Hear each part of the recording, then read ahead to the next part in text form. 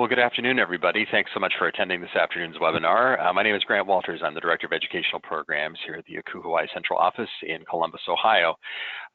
Today we have two very good partners and speakers of ACU Hawaii who are going to be sharing information about the BASIC program, which stands for Building a Strong and Involving Community. ACU Hawaii and BASIC have been good partners for many years now, and in 2018 a brand new version of BASIC was published. This summer we actually have a brand new set of challenge card booster packs that are available for you to purchase. Today we're going to be talking a little bit more about the program, and our two presenters will give some more information about how you can best use the program on your campus and some of the features that are available to you. All of these items are available for purchase in the ACU Hawaii Bookstore, available on our website, www.akuho-i.org. We'll have more information on that as we get to the webinar. I'll be the moderator for today.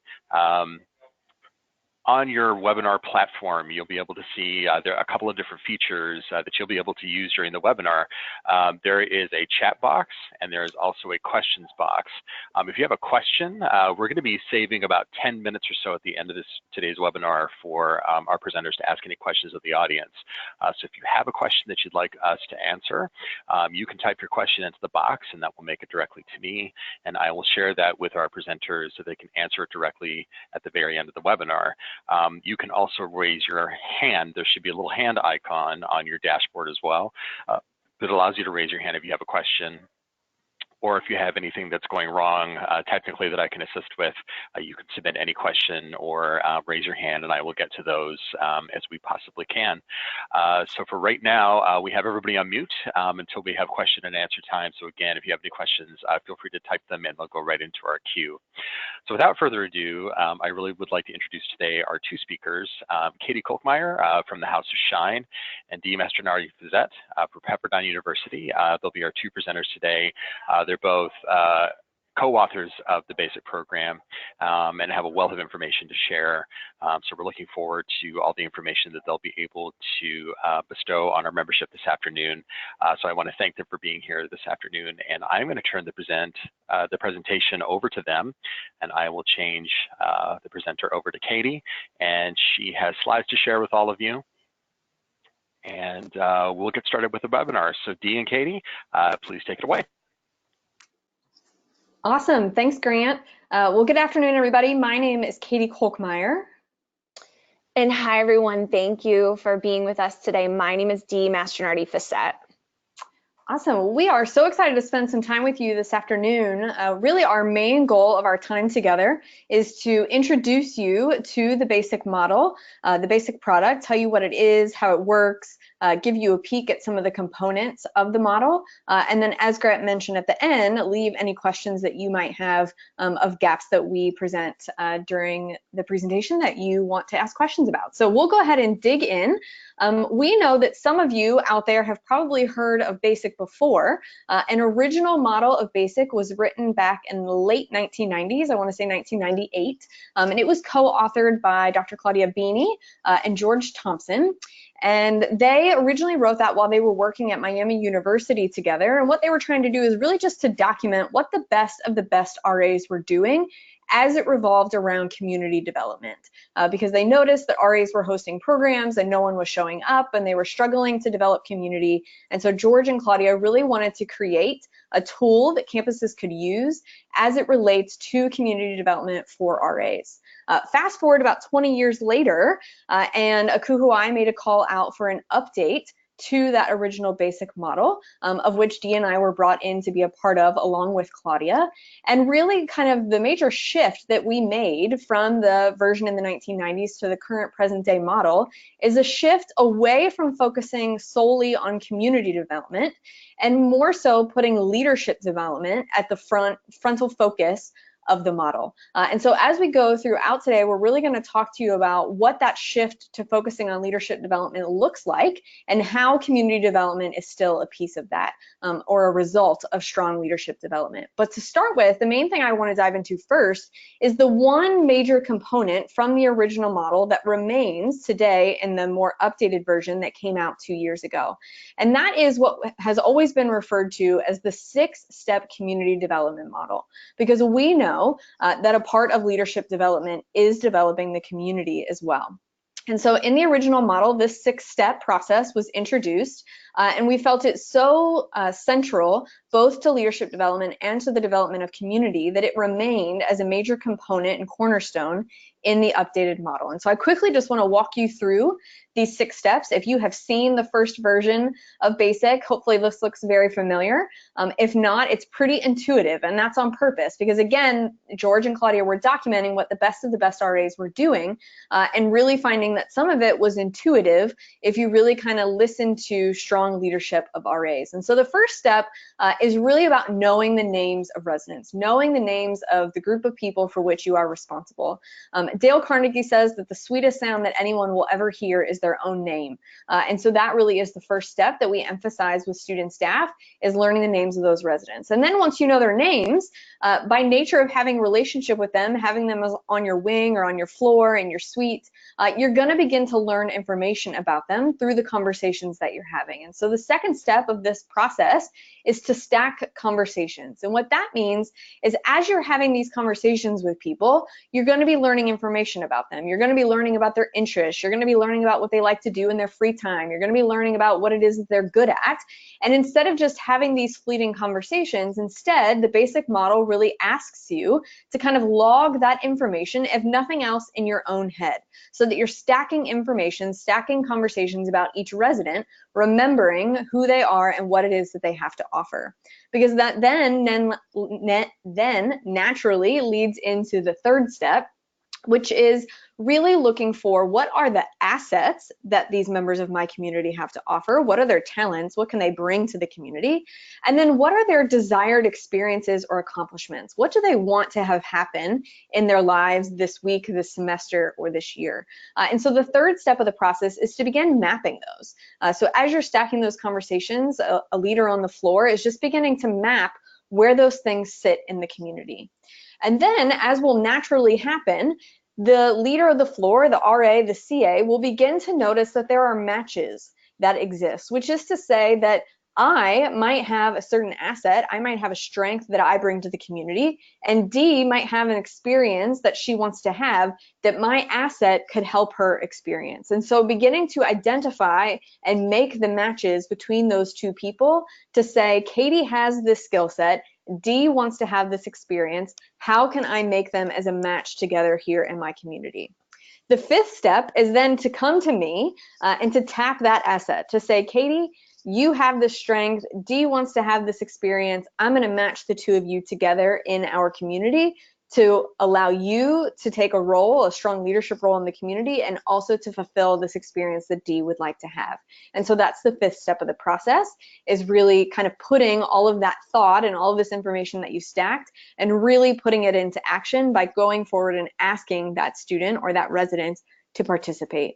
And then the sixth step is really an acknowledgement to say that sometimes all of the assets that you need to fill residential experiences that your students are wishing to have may not be present in your community. And so that filling gaps, step number 6, is really an acknowledgement to say that your RA or you as the hall director or the assistant director may then need to go out into the larger campus community or even into your city community to find the resource that can fill those experiences that your students are wishing to have. And so step 6 is really to say, I couldn't make a match on my floor between an asset and an experience, but I can go out into my campus community and fill that gap with a campus resource or a city resource to make sure that that student is still getting that experience. So this 6-step process is really fluid. It just continues to go around and around and around all year long as the RA or the leader of that community continues to fill the needs to learn more information about their residents and then to make matches between individuals. And so that again is a major component from the first version of BASIC that has carried over into the second, more updated version of BASIC. It really is kind of at the forefront of the updated model, which is to say that this is kind of the base. This is the foundation that you as the leader of a community have to set for the year, which is that you have to know the people that are a part of your community. So then the question becomes, well, what's new about this updated model? And so before we dig into the kind of nitty-gritty details of what's new and what's been added, I'd really like to dive into kind of what framework did we bring into that? What theory do we have backing kind of these changes or this updated model that we've created? So I want to quickly walk you through 3 different theories that we are using as a part of this backdrop. The first, if you can see, is quite old. It's from 1936, but it is kind of time tested. So it's still very true to this day. It's from Kurt Lewin. And you'll see kind of a math equation up on your screen, but I'm going to walk you through it. So it's B equals FPE. And so what that represents is that behavior equals the function of person times environment. So behavior equals a function of person times environment. So let me break that down a little bit. So behavior represents how do we want to see a person behave. So if we're thinking about a resident, or in this case, if we are thinking about a student staff member of ours, the behavior that we might like to see out of them might be that we want them to meet their job expectations, and we want them to do well in school, and we want them to develop as a leader, and we want them to be a community developer. And so if these are the behaviors that we want to see out of our student staff members, then we have to understand that the way we get at that behavior is through the function of who they are as a person, which is what the P represents, and the environment that they are a part of. And so they as a person, fortunately or unfortunately, there's not a whole lot we can do to influence that when they show up on our staff. They are who they are. They come with the talents and gifts that they have. But what we as supervisors have a good amount of influence over is the environment that we create for them. And that's really where the basic leadership development model comes in, is to say, let's create an environment focused on leadership. Let's create an environment that encourages leaders to be strong community developers. And when we create that environment through these tools we're going to walk you through, they then are able to serve as the function of the behavior that we want to see out of that student staff member. The second theory that I want to talk to you about comes from Daniel Pink, which this is a more recent document from 2009. Many of you have likely read this book or this document. And what Daniel Pink is writing about in his work is he's really driving at motivation. How do we motivate people? And he identifies 3 major components to motivation. The first being autonomy, the second being mastery, and the third being purpose, which is to say that people want to know what it is that we want them to do, and then they want the space, the autonomy, to be able to do it in a way that is true to who they are, which the basic model really drives at. Give your RAs these parameters, give your RAs these leadership challenges that we're going to talk about, but then allow them to go out and autonomously work through it on their own. The second is mastery, which this model really drives at in terms of mastery of leadership development through these ongoing tools that we're going to talk about in a little bit. How do they master the concept of leadership development? How do they master their role as a leader within their community of residents? And then connecting them to a larger purpose. Why am I doing this? Why is this important? Why do I need to be concerned about being a leader or developing a community or making sure these individual people are connected to one another? And so when we put those 3 pieces together, autonomy, mastery, and purpose, 3 major components that really drove why we created BASIC in this updated version in the way that we did, what we're hoping to get at is the motivation of the individual person. And then the third major theory that sits at the backdrop of this updated version is from the 1980s, and it is called involvement and learning. And essentially what this theory is driving at is taking a deeper look into what makes for learning, what creates an environment in which a person can learn. And there were 3 aspects that were found to be important to creating an environment or creating a setting in which a person can learn. The first is high expectations. The second is involvement, and the third is feedback. And once you get your hands on and really dig into, or as you hear us talk about the BASIC model today, you will see that all 3 of these aspects are present. It does have high expectations. There is kind of a weekly challenge that RAs will complete. There's a high expectation that they will complete those as a part of their leadership development. RAs are able to be very actively involved in their own development as opposed to passively receiving it. And there are also opportunities for the supervisor to be providing feedback throughout the experience. One major change between the previous model of BASIC and this updated model of BASIC is that there is an accompanying supervisor's guide. The original BASIC was just written to the RA. This updated version has a version written for the RA, but then there's also an accompanying supervisor's guide that walks the supervisor through how to coach their student staff members through this process. And as a part of that, there are numerous opportunities for that supervisor to be providing feedback to the student. So knowing kind of the theory that's sitting behind all of this, your question probably is, well, how does this model actually do that? What is the model? What does it look like? And so I really want to start to dig in on the actual components of the model itself. What is it? How do we teach leadership through this model? And so the first thing I want to mention is, again, that really it was a major shift to the focus on leadership. And how we did that, how we went about focusing on that leadership, is really looking at what leadership attributes is the business world, is kind of employers around the world looking at and seeing as most important as in our college graduates. And so we scoured business article after business article after business article, looking for what are these specific leadership traits that we want to explicitly teach to student staff members through this BASIC model. And so you will see that in the kind of supervisor's guide, RA guide, there are 31 leadership attributes that have been specifically kind of plucked out, if you will, to be taught through this BASIC model. We also, as Grant mentioned, this summer just released 15 more challenge cards. So we now have a total of 46 leadership attributes. If you buy both the original kind of the basic kit and then also the booster pack, there would be 46 leadership attributes that this model would be able to teach to student staff members, anything from humility to recognition, creativity, initiative, self-awareness, networking, kind of all of these words that we know are important in our own employment, but we also know are important as our students leave us and go out into the work world. So the way that we go about teaching those specific leadership attributes are through what we call challenge cards. And so there are, as I mentioned, 31 leadership attributes in that main basic kit. And there is one card in a deck for each of those leadership attributes. So we call it the challenge card deck. There are 31 different cards, each one focusing on a different leadership attribute. And as you can see up on the screen, each card on the back side of it has kind of a little story that can help depict that leadership attribute kind of in action out in the real world. And then there's also a challenge for the RAs to complete that week as it relates to that leadership attribute.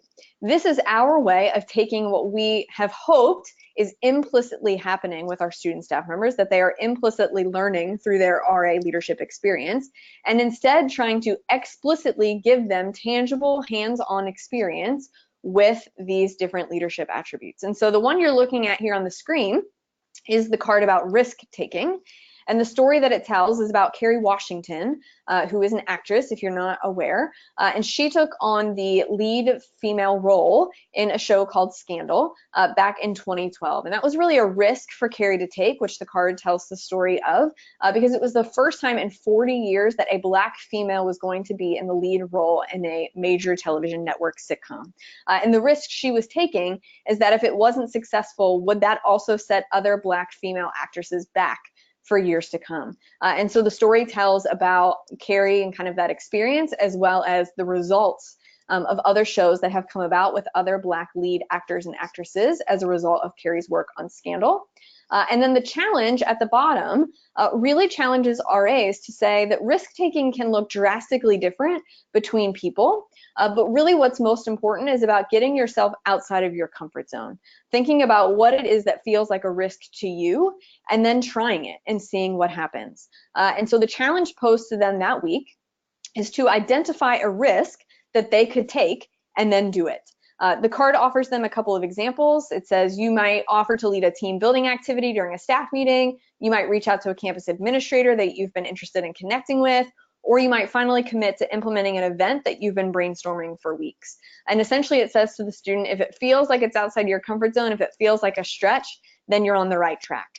Really getting students an experience, a tangible, explicit, hands-on experience with taking a risk, and then being able to talk about how did it go, and knowing that sometimes it might be as beneficial for that risk not to go well and for the student to learn from that as it is for it to go really well and for the student to be able to learn from that experience. So that's kind of a physical look of what the challenge cards look like and how they're written. Really for us, there are a lot of major goals related to these challenge cards, but one of them is that we are really, again, driving at that leadership development. But what we see happening as a result of that leadership development is that when we focus on developing the individual leader, community will then emerge. As you can see in that risk-taking card example, when we focus on their own leadership development, there is potentially an opportunity for them to build community among their residents because of what the challenge is asking them to do, depending on what risk they end up deciding to take. And also, when there is strong leadership and strong community emerges, because the RA is out there developing as a leader, interacting with their community, building connections between people, programming may also emerge as a result of that, again, depending on what the student staff member decides to do with their leadership challenge. And so in the old model, we started with community and hoped that leadership development and programming were happening. Instead, we have put the focus on leadership development through these leadership attributes and their accompanying challenge cards. And then the goal being that community and programming would naturally emerge from their own leadership development. So at this point, I want to turn it over to Dee, who is going to walk us through more of the supervisor side of the basic model and what tools we have in place for the supervisor to use to facilitate this leadership development. Great, thank you so much, Katie.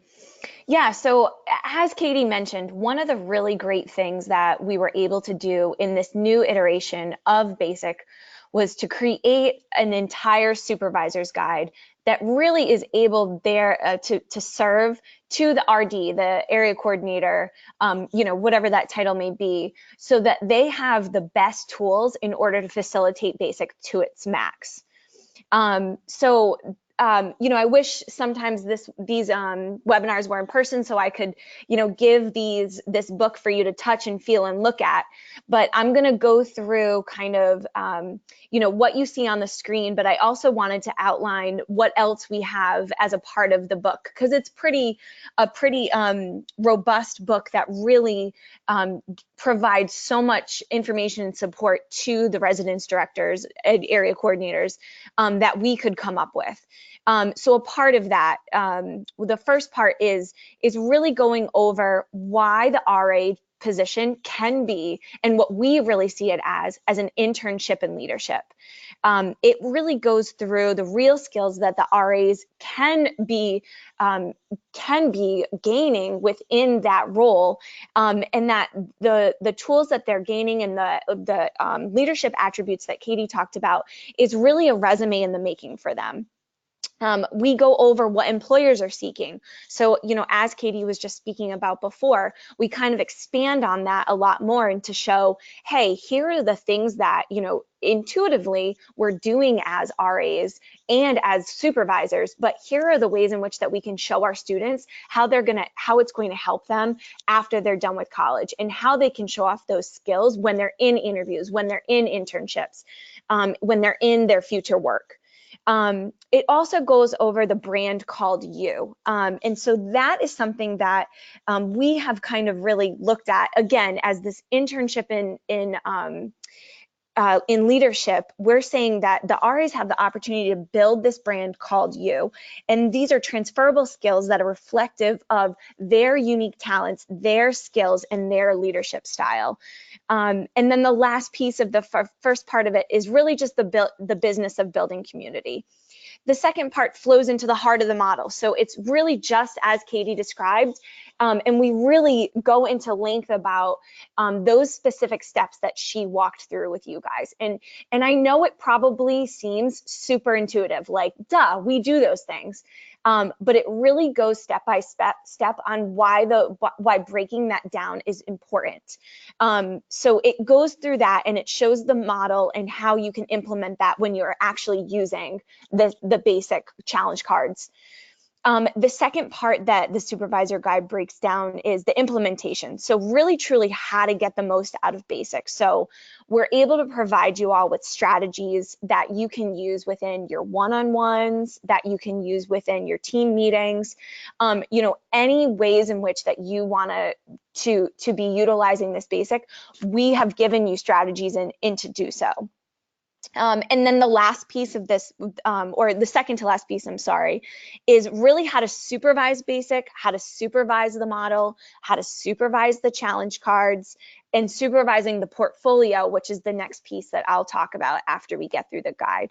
But we really wanted to be able to provide you all with as many tools, as many examples, as much support as possible, so that not only is this a leadership development opportunity for the RAs, but this also can be a leadership development opportunity for the supervisors themselves. The last piece that we really go into that's really important is a refresher piece. It talks about kicking off a new semester. What happens when you have RAs leave, or what happens when you have RAs that are new to the staff? How can you get them caught up to what's been going on? How can you get them caught up to the model that you all have been practicing for the last 4 to 5 months?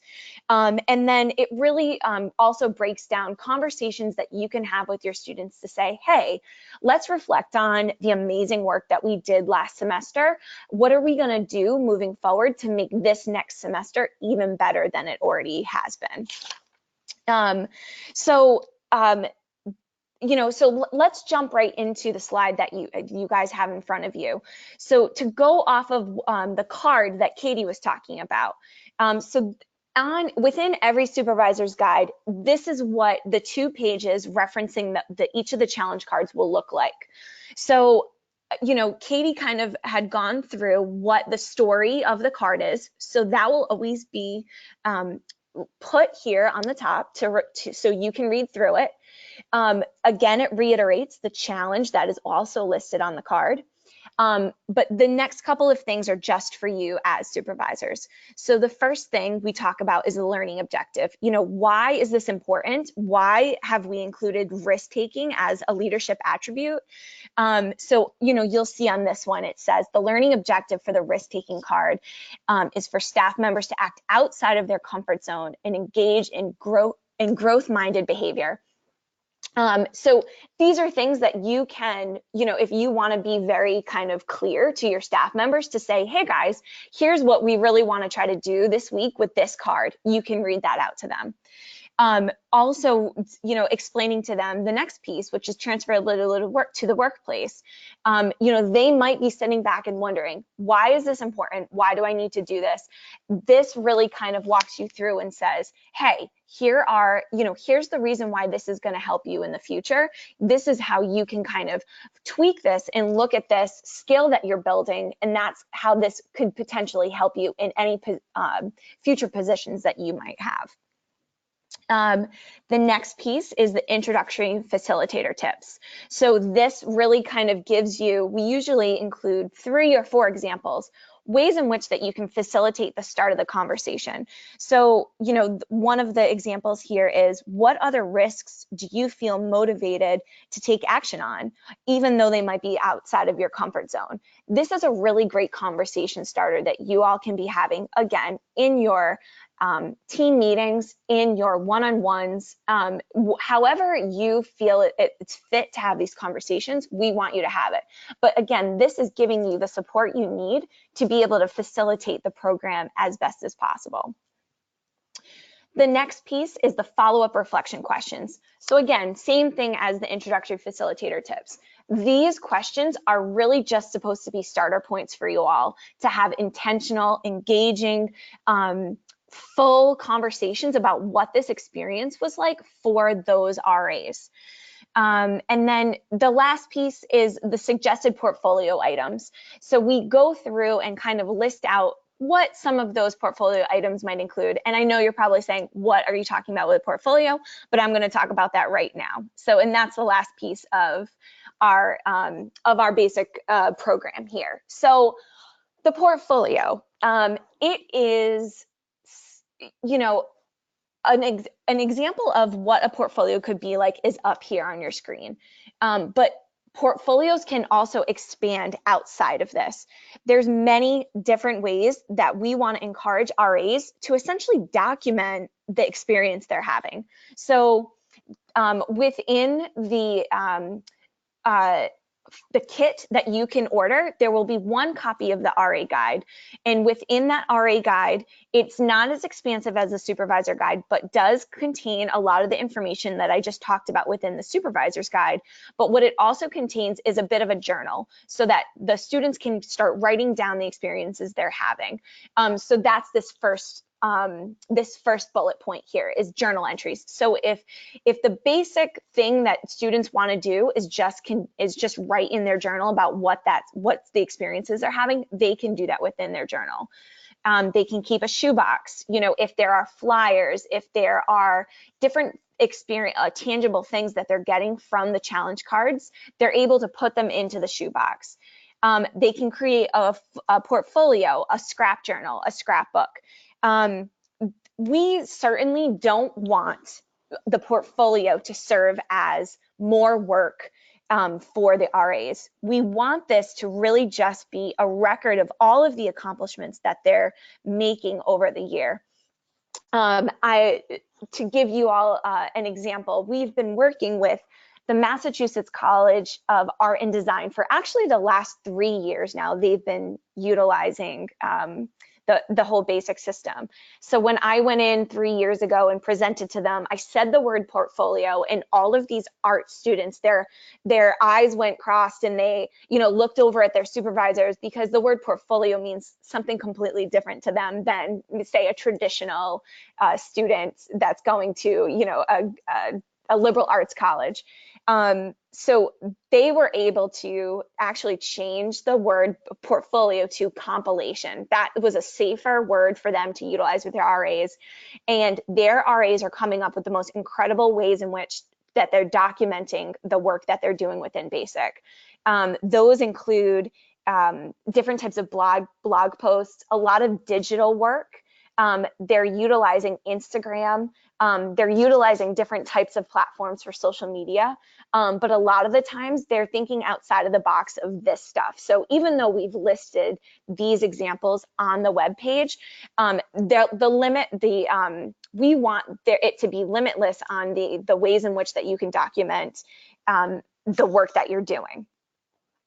We also want to make a note that the portfolio is really great to use for different types of things that you all as supervisors are doing within your RAs. So we suggest, putting this as a requirement for returners to present to you in the rehiring process. Hey, show me what you did over the last couple of months. How has this affected your experience as an RA? And I will say, within Mass Art, we had this amazing conversation with them last week about how they're really utilizing this within their returning process.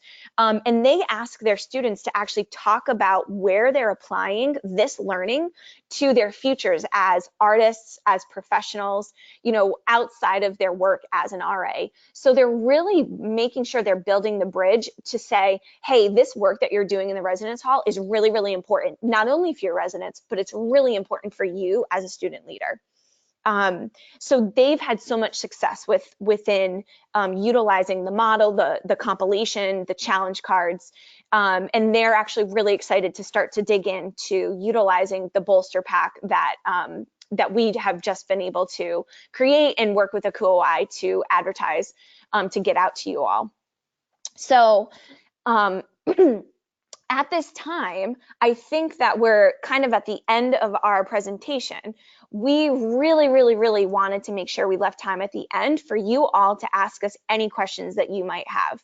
So please, if there's stuff, there are chats in or questions in the chat box, we'd love to hear from you. So Anything there yet?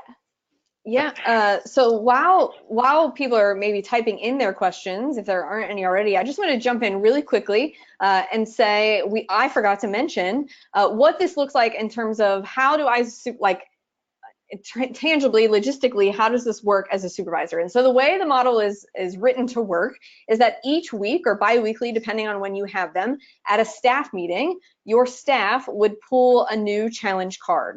And so at that staff meeting, when you're pulling the new card is when you would be walking through those introductory facilitator tips to introduce the concept and the challenge and the leadership attribute to the staff.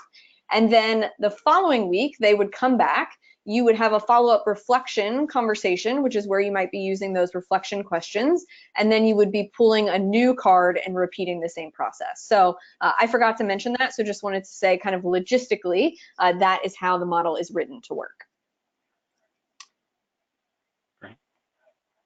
Awesome. So Grant, do we have any questions? I am not seeing any questions in our question box right now. Okay. Folks can also raise their virtual hand in their application, and I can call on you and also unmute you so you can ask your question directly. So one of two ways. So if you have any questions, feel free to raise your hand or type them into the box, and we will get them answered for you. So we'll just give you a couple seconds to do that.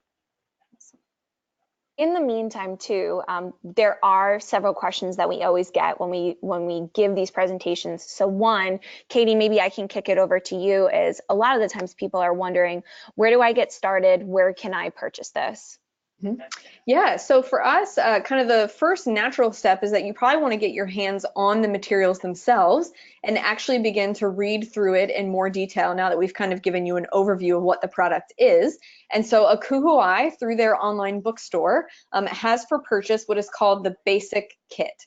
And so inside of that comes one copy of the RA guide, one copy of the Supervisor's Guide, a deck of the original 31 challenge cards, and then a poster that has the 6-step community development model on it. So going onto the online bookstore through Akuhuai and purchasing that basic kit will allow you to get your hands on every piece of material and then begin to read through it. And then, of course, when you're ready, you can go back and purchase more materials once you figure out how you want to utilize them.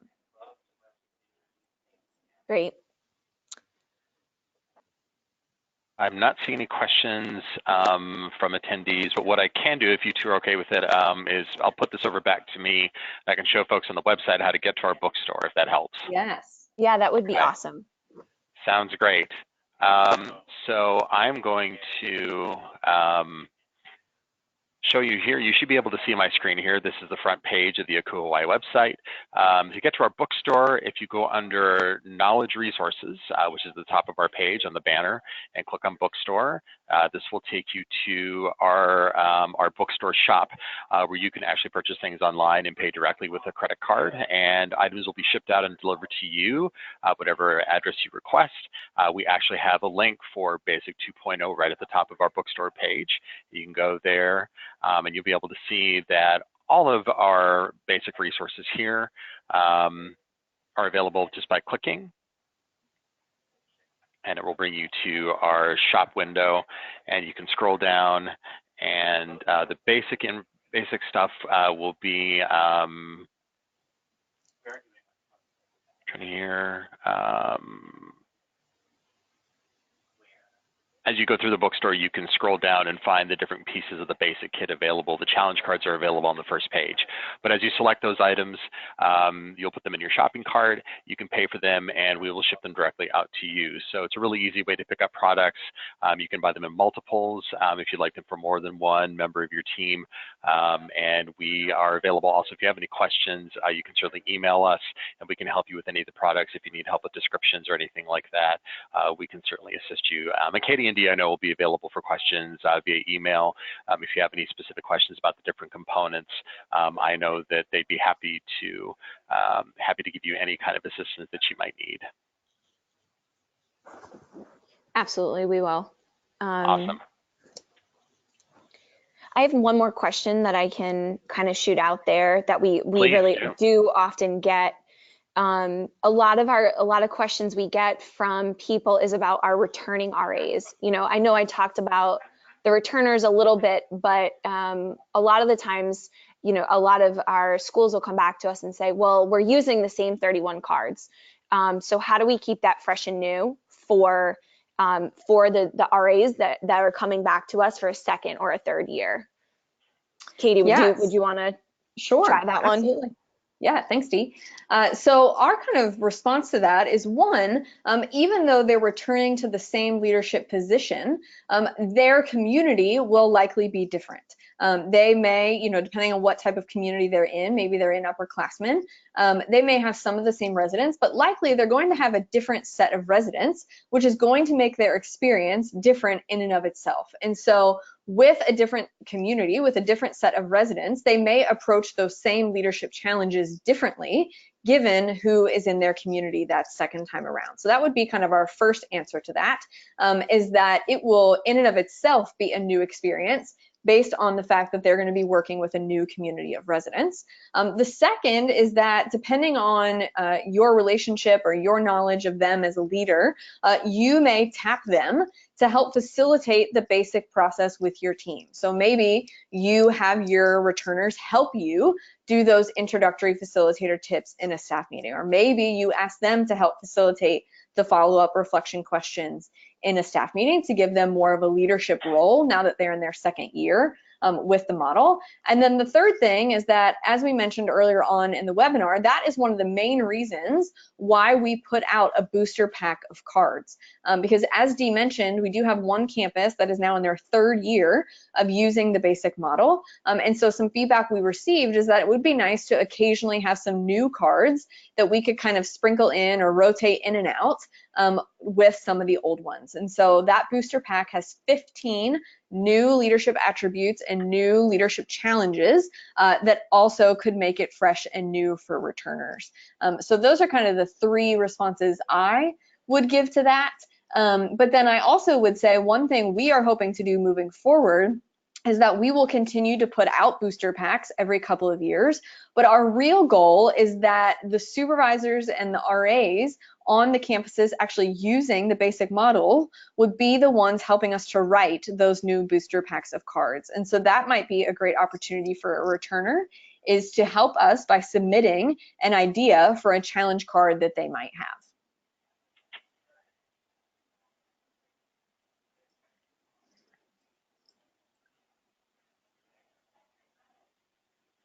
Fabulous.